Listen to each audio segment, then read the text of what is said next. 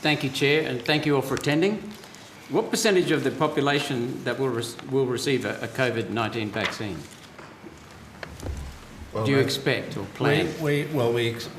Our target at present, Senator, is to vaccinate all the adult population, the over 18s, by the end of October, give them a first dose. So that's, I think, approximately 20 million, I think, isn't it? About 20 million going on.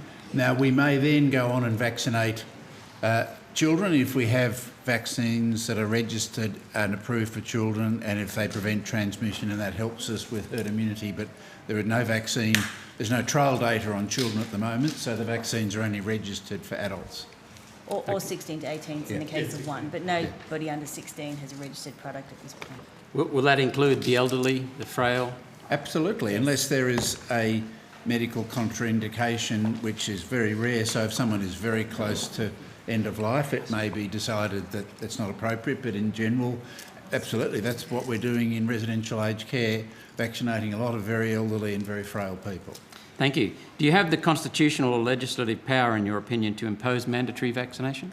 The government policy is very clear that we're not, we have never imposed mandatory vaccination in Australia. We take the approach that we want to encourage, promote and provide the evidence for vaccination. There have been situations where, for example, with flu vaccination last year in aged care, there was a public health order that the states and territories made to say that you couldn't enter a facility unless you had proof of flu vaccination. But that's very different from mandating a vaccine. It just means that you have to make a choice about whether you go into an aged care facility. And obviously, for childhood immunisation, similar rules have applied with, again, mostly enforced by the states and territories with no jab, no play, and government policy with no jab, no pay. But none of those have said that you are by law required to be vaccinated. Even the states? Even the states. Nobody can force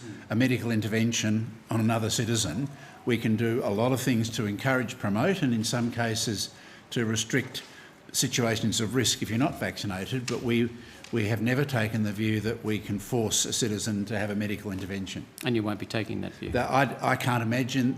We wouldn't recommend that. There is absolutely no proposal from the government to make any COVID vaccine compulsory for anybody. So are there any policies or plans or ideas, or has it been discussed, to make something unavailable without the vaccine, effectively making it compulsory? Well, again, there has been discussion at HPPC about whether, and Professor Kelly can comment on that, whether at some stage we might use the same approach that we used for flu last year, to say that if the COVID vaccine is really effective at preventing transmission, that to say that to work in aged care or to enter a facility you need to have a vaccination. But HPPC has decided that A, there isn't enough evidence on prevention of transmission at the moment, and B, it would be silly for such a public health order to be introduced until such time as all of those workers and community members who might visit aged care have had the opportunity to be vaccinated. So that's a live matter for consideration that will be reviewed as the evidence evolves. Okay. Senator Roberts, can I just be very clear here, though, that the current position of the government is that this vaccine is voluntary, and notwithstanding the AHPPC's work and the health department's work, but the government's position is very clear: the vaccine is voluntary. Thank you, and thank you, Dr. Murphy. I'll just jump outside of vaccines for a minute to understand the overall context, and then come back to vaccines. What are the main factors in managing a pandemic? I'll just test my own knowledge with you first. There's isolate and arrest the vaccine, which is called a lockdown, I understand. Then there's number 2 is identify the location and the spread to get on top of it quickly. Testing, tracing and quarantine. Then there are attempts to reduce the transmissibility through restrictions like masks, gatherings, social criticism,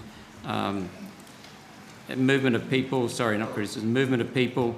Then the 4th one would be cure and prophylactic areas to try and prevent, to try and cure people of the virus. For example, antivirals. Number 5 would be vaccine. Have I included any that are wrong, or in the management? Have I missed any? Well, you've missed international borders, which is probably the single... Isolate and arrest.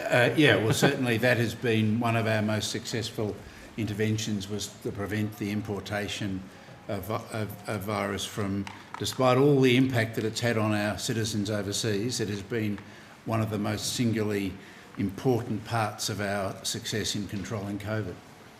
So there's just isolate and arrest, which I include international borders, identify the location and spread through testing, tracing, quarantine, reduce the transmissibility through restrictions, cure and prophylactic approach, and vaccine.